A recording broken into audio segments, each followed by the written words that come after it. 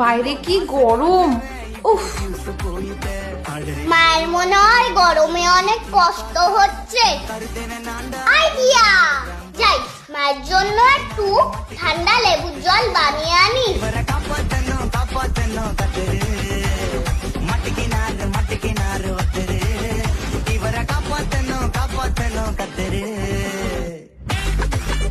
এই নাও মা, এটা খেয়ে নাও। লেবু জল?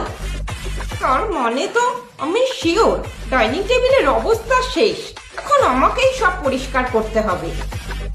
ও মা, কি ভাবছো? লেবু জলটা খাও। খাচ্ছি খাচ্ছি। নাও, বাকিটা তুমি এখানে বসে খেয়ে নাও, আমি আসছি। সে কি, টেবিল তো পুরো পরিষ্কার। এই না হলে আমার ছেলে।